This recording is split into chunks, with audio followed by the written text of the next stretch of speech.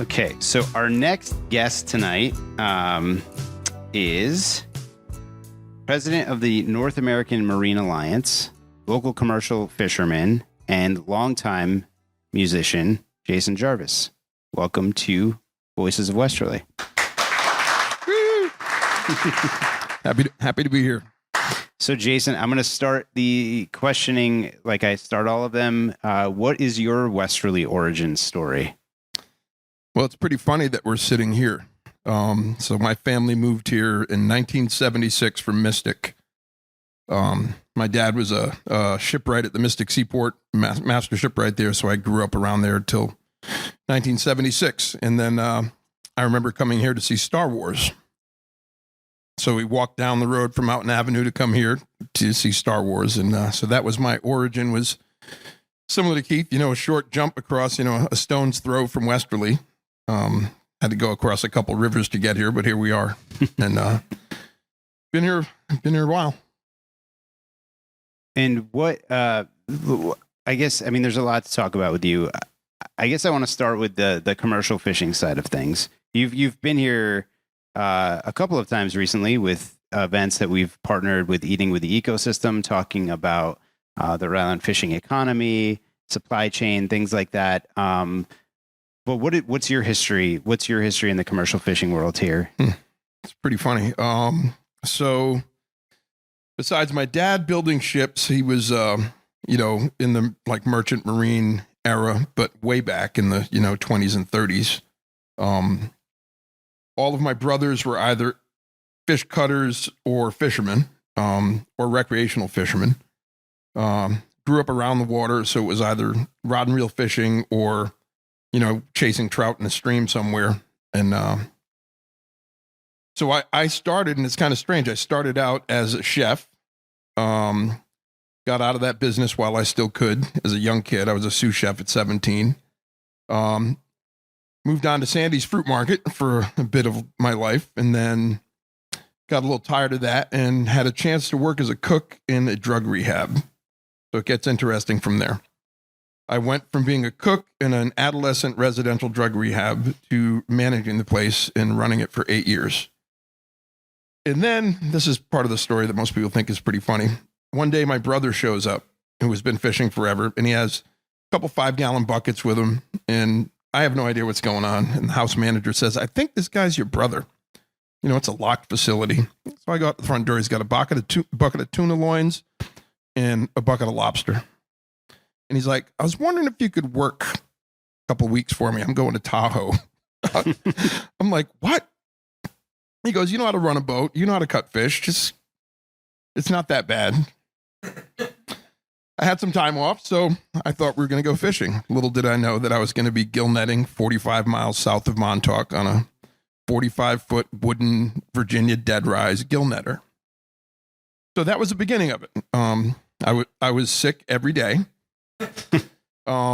Loved being out there. It was amazing because one of the other members of the crew was someone we grew up with, one of our closest friends.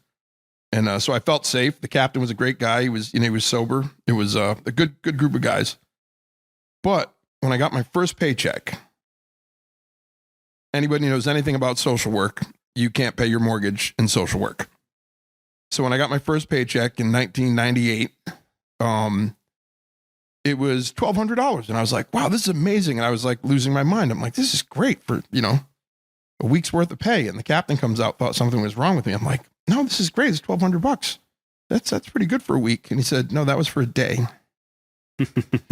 I still have the 1099 from then. I made $36,000 in 3 months. Wow.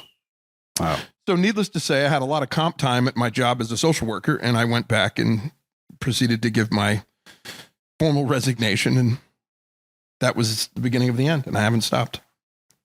And that industry is such an important, vital part of this entire region. And I know that you've taken that work now and you've aligned yourself with a lot of advocacy work behind it as well. And I guess before we talk about the specifics of that advocacy work, can you talk about maybe what led you to move on from just making that paycheck and doing the work to wanting to do more on the social side? I mean, if you came from work in social work, you almost, it seems, merged the two worlds in some ways. And so what was kind of what made that happen or come together for you? Well, I saw what was going on back then, and it still continues now, is that we used to have what was called a days at sea regulatory process, where you got so many days at sea, you were allowed to catch so many fish. When you were done with that, you had to wait and proceed.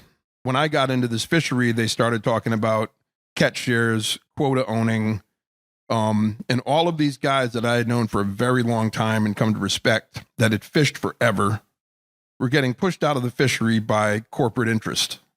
So it got to the point where some pretty powerful people got to change some rules and regs on the federal level and were able to take fish away from fishermen, buy it, and then lease it back to those same fishermen.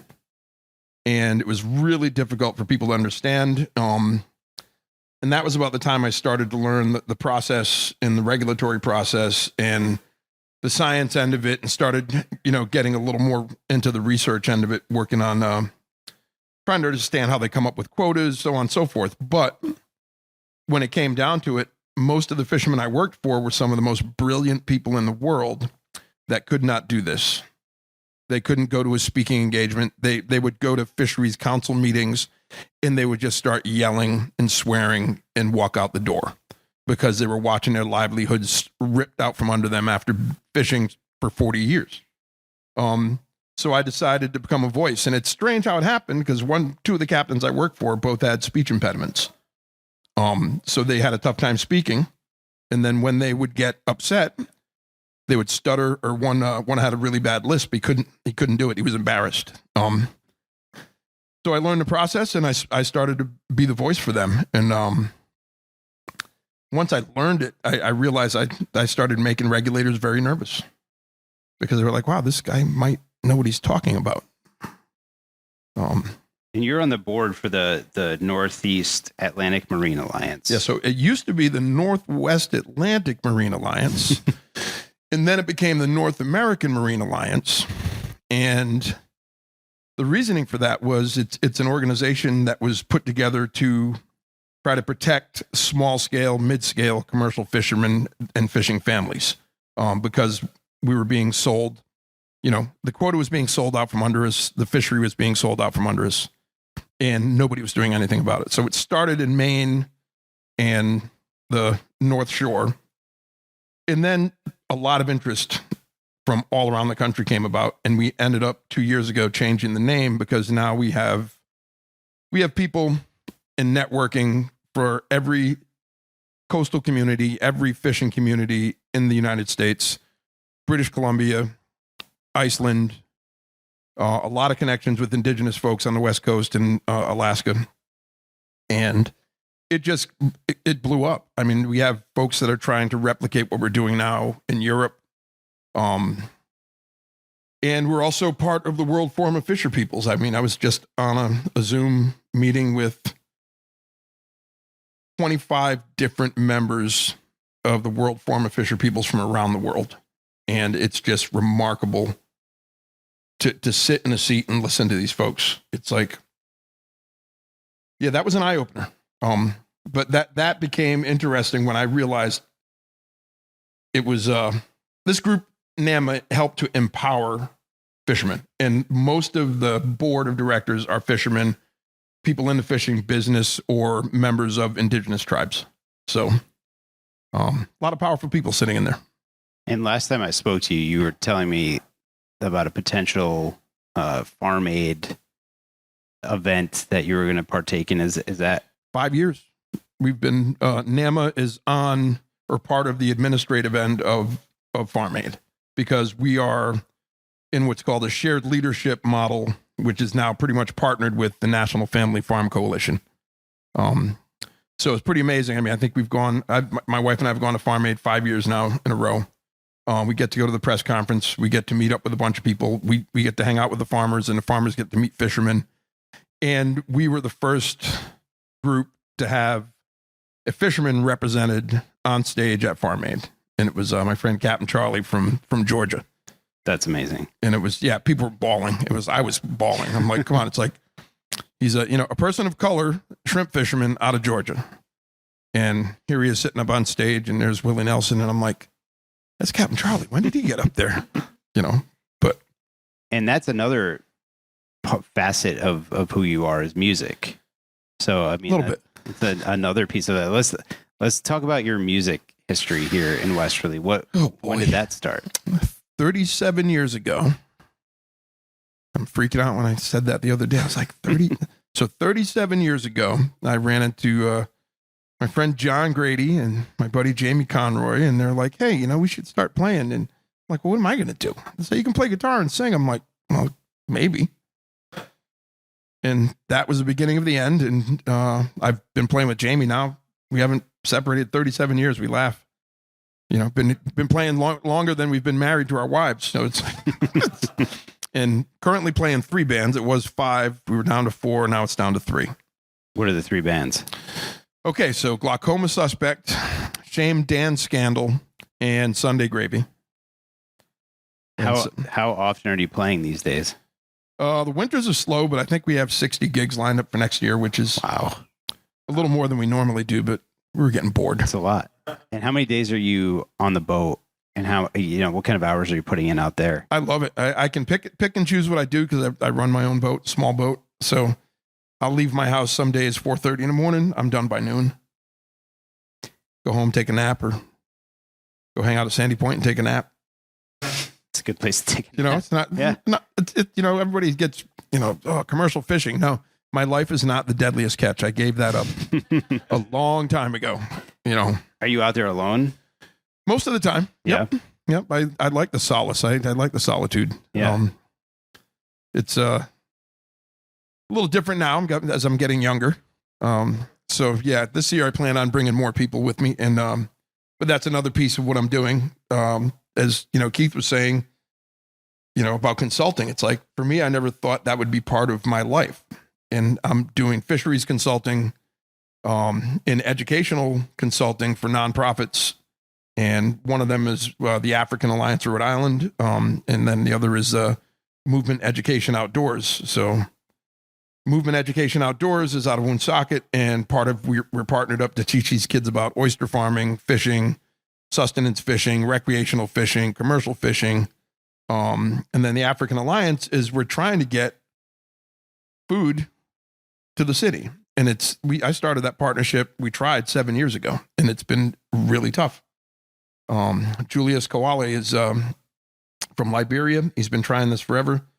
He tried to get me to bring him fish, to sell him fish, and I couldn't sell him fish because of regulatory process.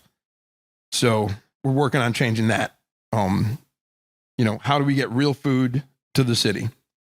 You can go to a bodega and get Doritos and a Coca-Cola and a pack of cigarettes, but you can't get real food. So that's part of the other madness I'm involved in. And when you catch, what kind of fish are you catching generally? And how is it running a small boat, getting that fish to market or selling it or finding a place for it to end up on a plate somewhere? It's tough. It's Rhode Island tried, and because Westerly currently has no commercial fishing infrastructure, I have a dockside dealer's license, so I can catch my fish, bring it to one spot, park my trailer because I trailer my boat, and I can sell my fish from that property. It's the Weekapaug Bait and Tackle. But I catch every species I'm allowed to catch, from sea robin to sand sharks, not sand tigers.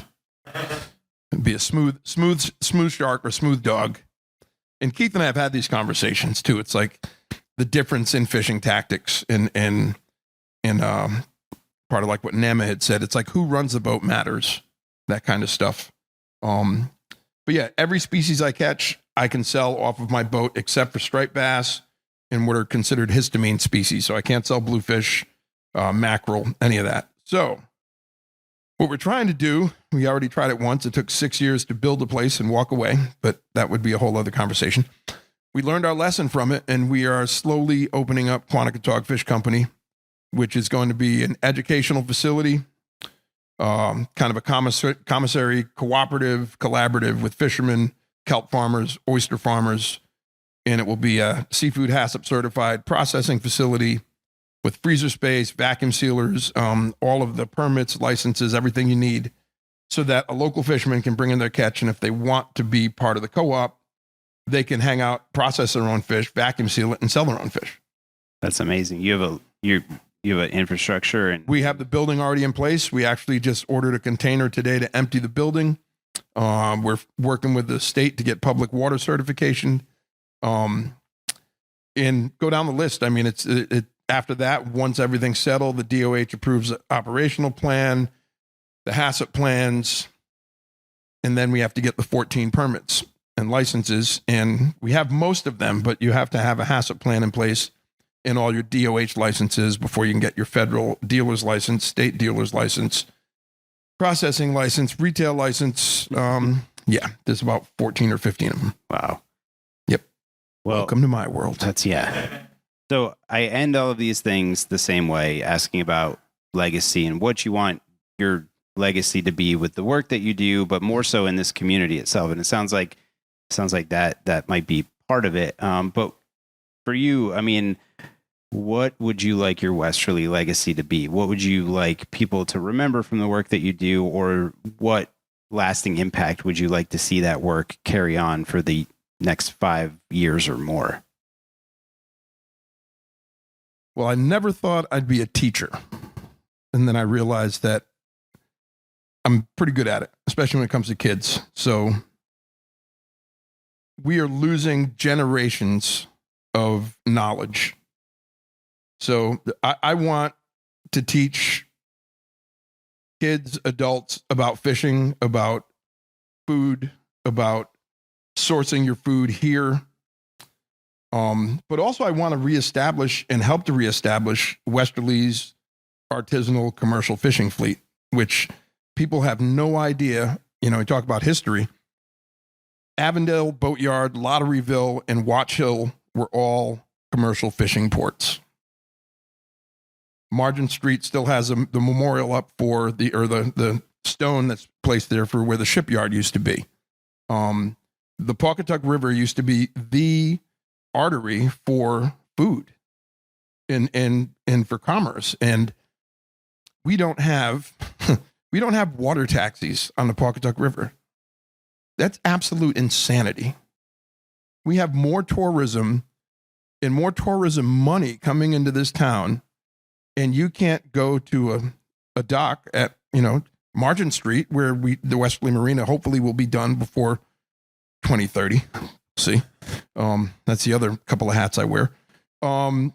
There should be water taxis. There should be a space for commercial boats, and we're losing that. And we've had gentrification all over every coastal community, but now we're having gentrification of marinas.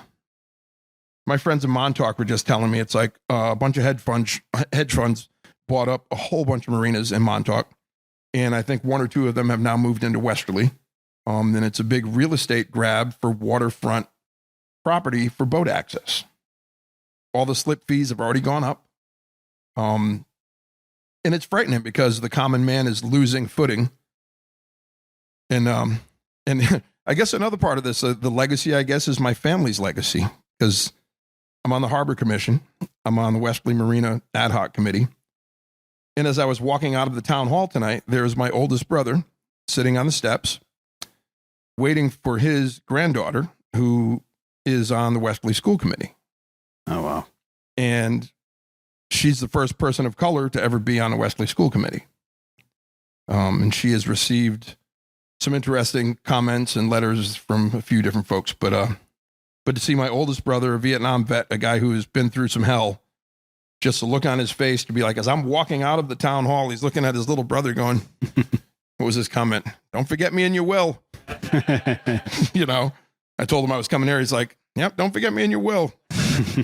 But that to me would be the legacy, is that we educated another generation or two to be able to feed themselves. I think COVID was a blessing and a curse, because people didn't realize that most of our food didn't come from here. Yeah. I know where to go if I get hungry. I got a bull rake. Well, I mean, that's an amazing legacy. It sounds like you have a lot of projects that might live on to be legacy projects. So I hope. Pretty incredible. You got, my dad used to say it. I'll say it. Live my life like my ass is on fire. Sounds like you're definitely doing that. Hey, you got one chance. Yeah. Well, thank you for joining us, Jason Jarvis. Thank you.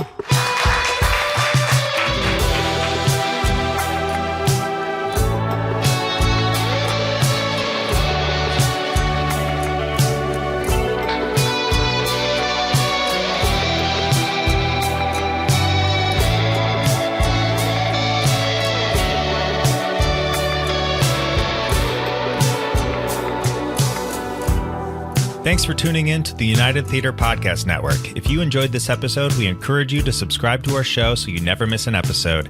And if you could take a moment to leave a review, we greatly appreciate it. Your feedback helps us create content that you love. So hit that subscribe button and leave us a review, and we'll see you on the next episode.